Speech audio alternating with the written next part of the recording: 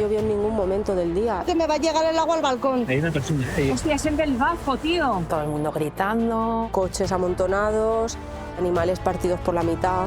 Como si hubiera caído una bomba. Nada.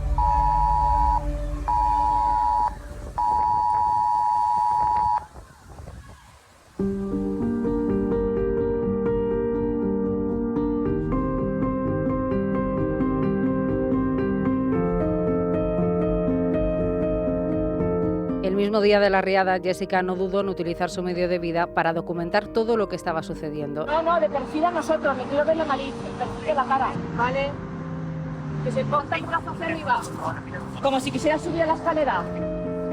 Lo hizo combinando su especialidad, fotografiar la luna, con mostrar la situación de insalubridad que llevan meses sufriendo en las zonas afectadas. Esto es el famoso Barranco del Pollo, ¿no? Que de normal no tiene agua, de normal tiene algunas charquitas aisladas, un poco verdes. Ahora está todo como con muchas grietas, ¿no? Pero de normal no tiene agua. O sea, lo normal sería una cosa como aquello que vemos aquí, ¿no? Como esa pequeña charca. Cuando llueve, pues a lo mejor tiene 2 o 3 palmos de agua. Ajá. Pero claro, no mucho más. Pues si te imaginas todo esto, ¿no? Inundado hacia allí y hacia acá, a mí me cuesta imaginarlo, me cuesta. Me llama la atención, Jessica, el olor que hay ahora mismo aquí. Eso a mí me parece curioso porque estoy acostumbrada. Y cuando venís de fuera me decís lo del olor. Sí, huele fuerte y la salubridad, ¿no? Te contaba antes que cuando te duchas el agua, nos llegó un mensaje del ayuntamiento como que el agua ya es salubre, pero a mí, por ejemplo, cuando me ducho me escuecen los ojos un montón y cuando te entra agua en la boca sabe muy mal, sabe como a óxido, no sé. Yo creo que el agua sigue contaminada. Hablábamos de que discurría el agua por la Rambleta hasta el Parque de las Barracas porque realmente ese es el cauce natural. Sí. De hecho, si se llama Avenida Rambleta, no, pues ya la etimología nos dice que antes era una rambla, claro. O sea, que todas estas construcciones están encima de un cauce. Sí.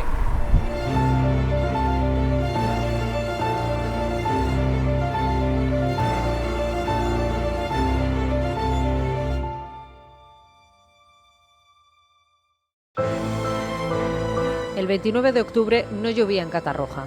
Tampoco en Letur, donde el agua que llegaba de cuencas superiores se desbordaba hacia la ciudad al encontrar barreras artificiales en su cauce. Por la mañana, el Magro ya llega cargado a Utiel, donde además la Dana lleva horas descargando con fuerza. A las 12 el cauce ya se había desbordado y a las 4 de la tarde la situación es crítica.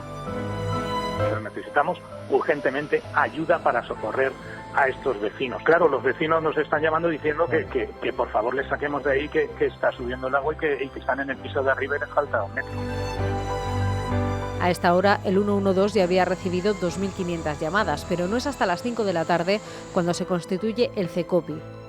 Las presas están actuando de freno de esos caudales, pero varias de ellas necesitan verter de forma controlada. Como se ve en el mapa, esto afecta al río Magro, pero no al barranco. El CECOPI y la Confederación del Júcar atendían a este punto sin constatar que en paralelo el barranco también estaba aumentando su caudal. Normalmente discurre casi seco, pero hasta ahora ya acumula agua por el doble de su capacidad. Durante años, ante la falta de caudal, se ha ido estrechando y esto, sumado a las barreras naturales como las cañas y la flora invasora, hacen que el agua busque para salir su cauce natural, sobre el que ahora están construidas las ciudades. Así es como a las 6 de la tarde el barranco ya se había desbordado en zonas donde no había llovido. El 112 sigue registrando miles de llamadas, pero el CECOPI sigue sin atender a la Rambla del Pollo hasta que la alcaldesa de Paiporta alerta personalmente a las 7 de la tarde. Aún así, no se avisa a la población hasta 1 hora después, hasta las 8:11 minutos. Si no hacemos desde ya las medidas estructurales necesarias, no estamos evitando la peligrosidad. Esas obras, si hubieran estado hechas, se habría desbordado antes en la zona de confluencia del Pollo y el Gallego, habría tardado más en llegar el agua, se habría laminado el caudal, pero habría tenido tiempo la gente para reaccionar. Javier dirigía la empresa que proyectó encauzar la Rambla del Pollo y el Barranco de la Saleta ya en el año 2010. Ese mismo proyecto ya preveía que de haber inundaciones, los desbordamientos serían exactamente los que se produjeron el 29 de octubre. Entonces no se ejecutó alegando falta de presupuesto. Hoy ese mismo plan es el que está sobre la mesa del Comité para la Reconstrucción. Javier, tú conoces muy bien el plan sobre desvío de cauces que está ahora mismo en la mesa del plan de reconstrucción. Sí, bastante bien, sí. La filosofía era, voy a proteger las zonas urbanas para un umbral de seguridad, es decir, si se tiene que desbordar, que se desborde antes por la zona rural y proteger a las personas que viven en las zonas urbanas. El cauce, nosotros lo tenemos proyectado a partir de, digamos, de las zonas urbanas de Torrent para 1500 metros. Como entre Catarroja y Massanassa no caben más de 800, la diferencia, los 700, los desviamos hacia el Túria. Porque claro, no hay otras posibilidades. O retengo arriba, de alguna manera, o derivo, o aumento la capacidad. Si no puedo aumentar la capacidad porque tengo a Massanassa y Catarroja y no puedo crecer, no tengo más remedio que derivar o retener. Si se hubiera ejecutado ese proyecto y el agua se hubiera desviado para todas estas zonas que me comentas, se hubieran protegido los núcleos urbanos en este caso. Yo creo que algo más habría venido, entonces algo se habría desbordado, pero no es lo mismo que se desborden 200, 300 metros cúbicos que 3000. Estamos hablando de que los niveles de nivel, aparte de que tienes tiempo para avisar al personal, a la gente, a las personas, ganas tiempo y ganas seguridad porque no es el mismo nivel de riesgo el que tienes.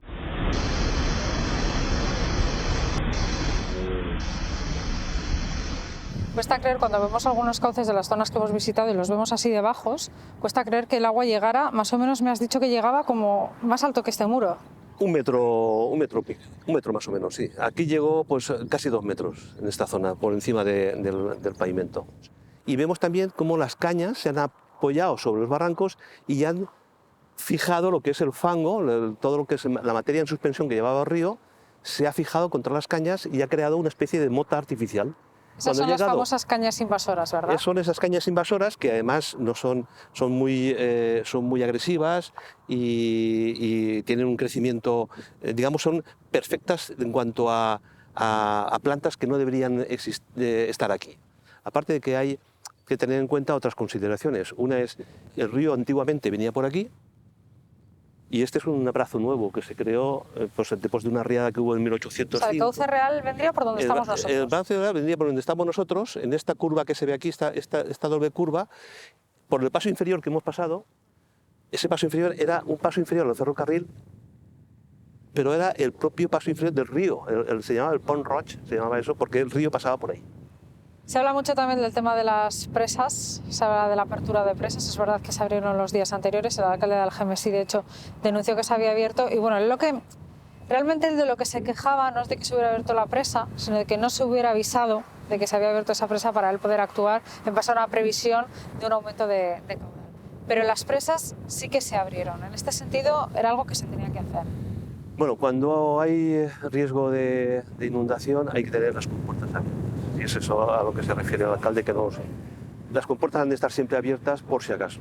Es decir, si la compuerta no está abierta y viene un caudal superior al de la capacidad del embalse, el agua tiene peligro de subir por encima de la coronación, saltar por encima de la coronación y entonces poner en peligro la presa. Si abres las compuertas, está calculado, las presas se calculan para que precisamente el agua pase por encima del aliviadero. En este caso, incluso no llegó al límite del aliviadero, o sea, hay un límite desde el labio mismo hasta la parte de arriba. No llegó ni siquiera a eso. Entonces, la presa lo que pasa es que retuvo, o sea, el caudal que llegaba, que venía desde Utiel, que en esa zona llovía muchísimo. Imaginemos, si esto aquí llegaron 700 o 800, le sumas 1000 más. No hubieran llegado aquí, por supuesto que se hubieran desbordado antes. La importancia de las presas es vital, pero parece que a lo que se está tendiendo es precisamente a lo contrario, a la destrucción de las mismas. Yo creo que es un error en general. O sea, en algún caso puede ser que diga, oye, este es un azud que no sirve para nada o ya ha hecho su función, pero es que estamos viendo que necesitamos más recursos, tanto para riego, tanto para proteger a la gente, a las personas de riesgos de inundación.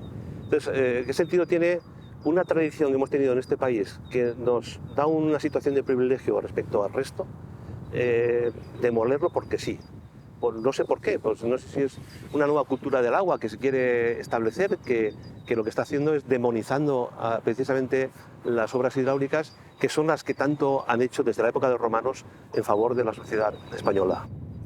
En este caso no se ejecutó, parece ser por un tema de presupuesto, pero sin embargo sí que tengo entendido que has llevado otros proyectos en Alicante y que ha sido el propio consorcio el que ha determinado que con la primera riada ya se habían cubierto los costes, solo con los daños que se habían ahorrado con esos proyectos. Cierto. Cuando hicimos el plan contra inundaciones de Alicante, invitamos al consorcio para que nos contara el señor que ya se había jubilado, pero que vino él voluntariamente y nos contó que en la primera que hubo, que fue en el año 2007, ya se había recuperado el 50% de todo lo que se había gastado, con una sola. Luego ha habido más, 2017, en fin, ha habido varias. O actuamos, o si no actuamos, estamos dispuestos a ir indemnizando de forma milenaria cada 4 o 5 años, o actuamos.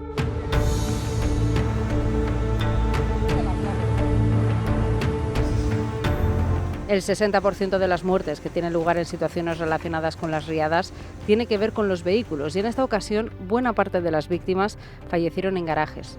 La mañana del día 30 todavía había cerca de 1.200 personas atrapadas en la A3 y en la A7. Algunos sorprendidos en la carretera y otros tratando de salvar su coche. Entiendo perfectamente a aquellas personas que tenían el coche en el garaje. Lo sacas en un momento, lo dejas en la calle, que en la calle estará a salvo. Es que todos pensábamos eso. Ahora, con tiempo después, es como ver una película de catástrofes en la que ves lo que está pasando, pero en vez de estar mirándolo, lo estás viviendo. Y esas cosas que ves a veces que el personaje se mete en tal sitio tal y dices, no vayas por ahí, no. Pues ahí. Y nos metíamos donde no debíamos de meternos. En un momento dado vinieron grúas y se lo quisieron llevar y yo me negué. Yo le dije, no, es que yo ya he avisado al seguro, como muchos, he avisado al seguro, ya lo tengo yo, no te preocupes que yo lo tengo gestionado. Y ellos me decían que no, que se te lo tenían que llevar. Yo, ¿cómo que te lo tienes que llevar? Que me lo tengo que llevar. ¿Y a dónde te lo vas a llevar? A una campa. Y yo le dije, a ver, mi coche está roto, pero está roto. Si me lo pones una campa y me pones 4 o 5 coches encima, además que me lo querían coger con un brazo mecánico, me vas a destrozar el coche, es que yo si quiero negociar con el desguace, ¿qué voy a negociar? Al final los convencí y me lo dejaron aparcado a un lado. A los 4 o 5 días apareció y apareció en una campa, sin que yo hubiera dado permiso. Bueno, yo conozco gente que, pobrecitos, se van han ido por las campas por los desguaces preguntando. A intentar, claro, es que así, y no, es que está en Reus, es que está en Tarragona. Claro, pero el problema es que los coches ahora es que igual ya no están. Es que, por lo que nosotros hemos entendido, algunos desguaces han revendido sus coches a otros. Entonces, claro, ahora el problema es que tu vehículo ya no está ni en la Comunidad Valenciana. Vete tú a ver dónde está. Los vehículos han pasado meses apilados con combustible dando lugar a varios incendios. Se han robado coches, se han achatarrado sin descontaminar. Este es el estado de los coches que estaban junto a esta carretera, ¿vale? Aquí, no sé, igual hay 50. Estas imágenes fueron detectadas por un dron de la policía. El espacio en el que están esos coches pertenece a una empresa privada sin actividad desde 2015 y que no tenía permiso para el tratamiento de vehículos. Hemos visto de todo. Coches que las primeras semanas estaban en portales de subasta de empresas internacionales. Una empresa internacional que bajó sus maquinarias de Alemania, se hizo con un terreno gigante en Castellón. Coches que están, como decía, repartidos en toda España. El ayuntamiento pues tendría que haber notificado a esos propietarios dónde se encontraban, dónde habían mandado sus coches. Me enteré que fue a un desguace sin que yo haya dado permiso de nada. Yo hablé con el desguace cortés y les dije, no estoy de acuerdo, yo quiero recuperar mi coche, que yo he hablado con una persona y me va a dar dinero. Me dijo, vale, pues tienes que pagarme 150 euros. Digo, ¿150 euros? Sí, es por la gestión. Yo, ¿la gestión? ¿La gestión de qué? De coger el coche que lo tienes ahí en un sitio y acercármelo a la entrada, porque además tenía yo que poner la grúa para ir a por él, cuando tú sí que te lo has llevado. Sí, sí, y no soy el único, efectivamente. Hay una persona que su coche, por ejemplo, lo movieron 5 veces, en Picaña, 5 veces. ¿Pero a qué te dedicas? ¿Quién me dice a mí que dentro de un mes me llega una multa? Porque alguien ha reparado mi coche y lo está usando. ¿Y yo cómo demuestro si no tengo ni el papel de baja ni tengo nada? Dice, para demostrar que mi coche lo tiene tal desguace. ¿Cómo lo demuestro?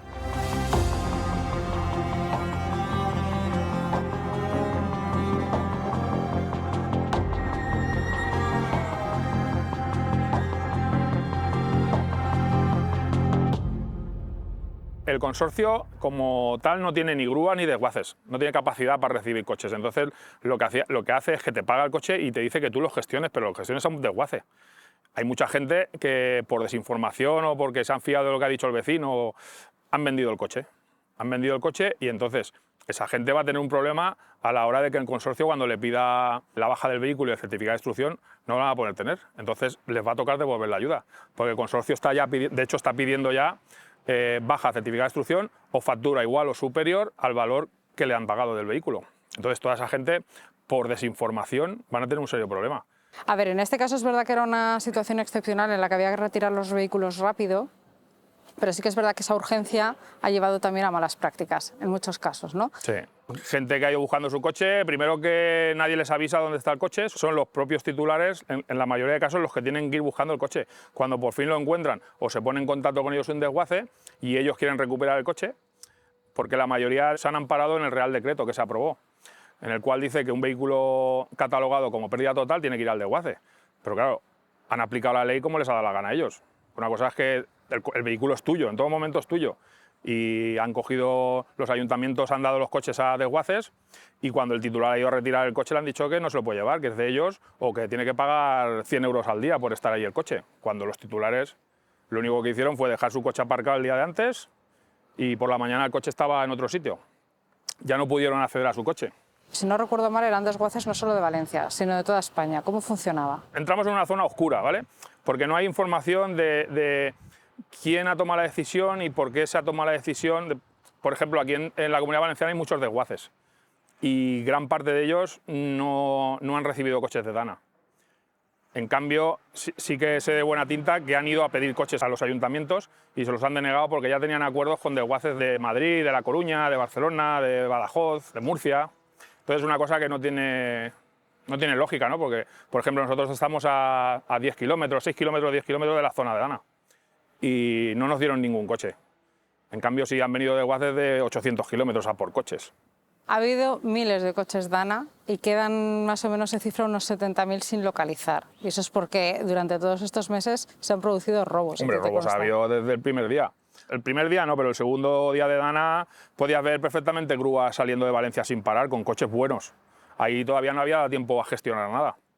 Ahí vinieron gente de fuera o de aquí, no se sabe, ¿no? Porque tampoco estaba la gente para apuntar cosas. Pero se han llevado todo lo que han querido. Incluso les han habilitado en Albal un terreno público, han montado ahí una campa y les han dejado montar ahí un desguace, almacenando coches ahí, pero vamos, todos los que han querido. Que eso va a tardar muchísimo tiempo en poderlo gestionar. Esta es la carpa de la que habla Raúl. Al llegar, esta barricada de coches impedía el acceso a toda la calle. Según el registro, este centro se ha constituido este mismo mes de febrero. Cuando habilitar un centro de tratamiento de vehículos, según la normativa, tarda cerca de año y medio. Para empezar, no debería estar cubierto con una lona cuando dentro se manejan vertidos inflamables. Sé que están trabajando allí dentro, ocultándose un poco de la vista de quien pase por ahí, pero están trabajando y de momento sin autorización. La descontaminación, el tratamiento de los vehículos lleva ahí una serie de procesos que tienen que cumplir con una serie de requisitos, sobre todo de infraestructura, entre otros, pues un suelo, un pavimento que impida que posibles vertidos, que se escape algún residuo peligroso, no filtre al suelo, lo contamine. Elementos de seguridad como son los airbags, los tienen que detonar, ya te digo, es una autorización que lleva mucho tiempo, lleva un impacto ambiental. Aquí no va con avisos, aquí va con sanción directamente y sanciones grandes.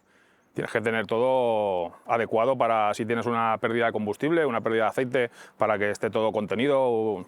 Es muy serio y el tema de los gases es lo más serio que hay, el tema de los gases de aire acondicionado. Ahí, vamos, las sanciones son muy grandes. Empiezan desde 35.000, desde 65.000, no sabría decírtelo, pero es desde ahí hacia arriba. No son multas pequeñitas. Por ejemplo, un desguace que se haya llevado vehículos, vamos a decir, de forma un poco más ilícita, podría estar lucrándose bastante a costa de los vehículos Dana. Claro. Más o menos, ¿cuánto podría estar llegando a ganar? ¿O por cuánto podría vender las piezas? Es que también depende de qué modelo. Si es un Mercedes, si son coches buenos, puedes sacar de un paragolpes 300 euros, 400 euros, solo de un paragolpes.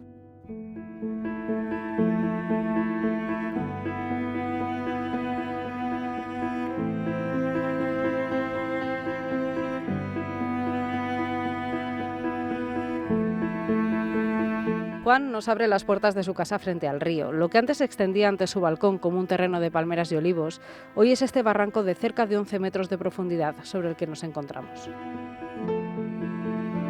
Esta orilla todavía llegaba 4 metros más hacia allá. Sí, correcto. No, bueno, ahora después de ver esto veo que estaba poniendo en riesgo mi vida. Pero claro, mi primera reacción fue salvar las máquinas que tenía pegadas aquí. Aquí tenía una hilera con palmeras que delimitaba la zona del río de mi zona, tenía unos olivos y entonces empecé a sacar la herramienta que tenía aquí. ¿Y cuándo pasó eso? Pues ya fue de la noche del 29 al 30, por la noche. A la mañana siguiente es cuando ya vi que esto se lo había comido todo. En el momento yo trabajaba aquí no pasó nada, estaba todo entero. Claro, tú te pusiste a sacar la maquinaria sin ser consciente de que esto se podía venir abajo. Claro que sí, así fue. Entonces yo lo que hice fue hacer aquí un badén y sacar el agua directamente de la calle y la desvié directamente al río. Entonces lo que hice fue coger tierra de aquí dentro y con la retro provocar y hacer un montículo, un caballón de tierra, para que las aguas que bajaran se fueran al recto a parar al río y no se viniesen para acá. Y bueno, eso de cierta medida solamente dejó que me entrasen 15 o 20 centímetros de agua en el almacén. Aquí tenía diferentes máquinas que estaban a la orilla, incluso había máquinas y depósitos de agua que los tenía medio colgando ya en el río y pude echarles una correa grande y sacarlo para afuera. Y aquí detrás, por ejemplo, tengo una trituradora forestal que sí que se la llevó el río.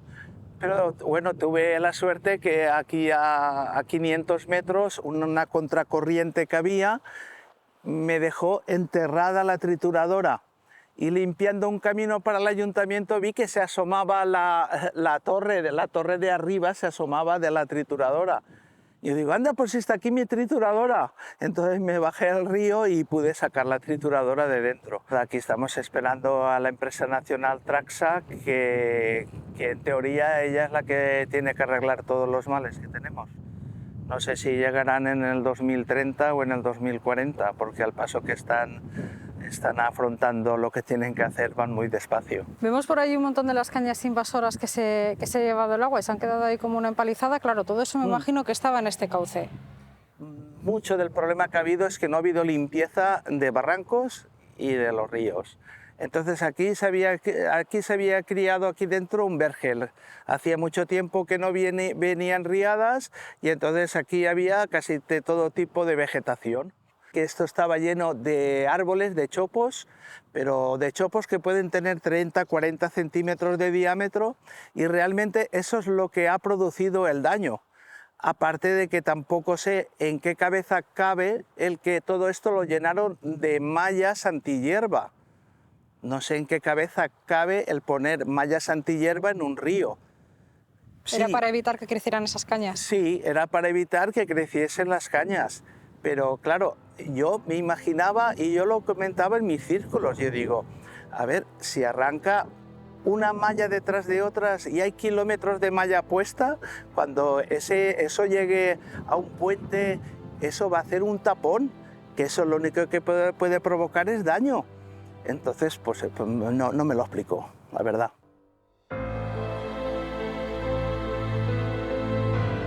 La Comunidad Valenciana es la región que más arroz produce de España. La riada ha dejado cerca de 3.800 hectáreas afectadas, imposibles de trabajar.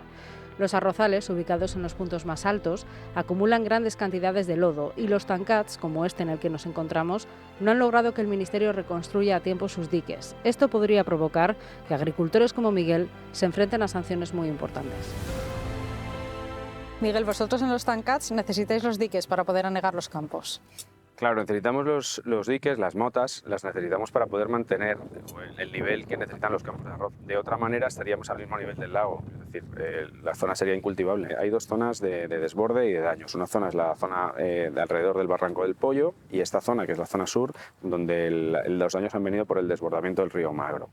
En la zona del Barranco del Pollo hay campos que, su nivel ha crecido 1 metro. Hay una cantidad de tierras y de elementos extraños allí. Esto es imposible que el agricultor intente ni siquiera hacer nada.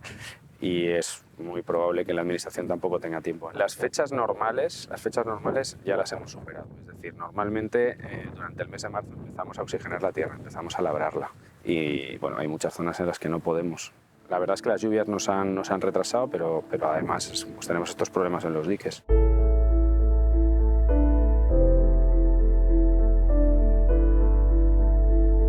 El agua ha pasado por encima, en algunas zonas ha provocado roturas y en la mayoría lo que ha hecho ha sido erosionar. Ha erosionado, se ha llevado la mayor parte de la tierra y ha dejado la piedra que hubiese. Entonces, ahora tú echas un vistazo y parece que sea solamente piedra, pero es así, porque hay pues, un palmo de tierra que ha desaparecido. Estamos expectantes para ver si va a dar tiempo de terminar. ¿Y si el Ministerio no se pone a recuperar este dique? Lo recuperaremos nosotros. Es que esto es sí o sí, no podemos no hacer cultivo. Ya veremos cómo lo hacemos. Contamos con que el Ministerio ponga toda la carne en el asador, pero en el caso del arroz se firman unos contratos plurianuales en los que hay un conjunto de acciones medioambientales. Esos contratos son de obligado cumplimiento. Si no se cumplen en alguno de los años, pues el agricultor tiene que devolver lo percibido en años anteriores, aunque haya cumplido los años anteriores, y puede tener penalizaciones, claro. Es evidente que un agricultor que no puede cultivar no puede cumplir esos requisitos, así que si no hay nada más estaría muy penalizado. Confiamos en que el Ministerio y también la Consellería pues ponga toda la carne en el asador y efectivamente no haya ninguna penalización, porque es evidente que es un caso de fuerza mayor.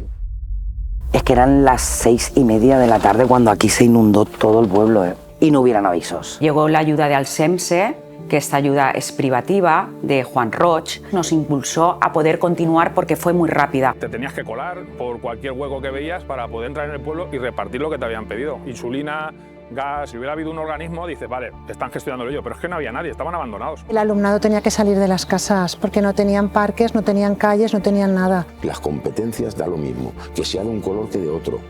Hace falta militares, hace falta gente, vamos a meter. Porque si se esperaban esto, no sería un accidente, sería un asesinato. Necesito respuestas para continuar viviendo. Ellos no tienen ni idea de lo que estamos pasando mi familia y yo.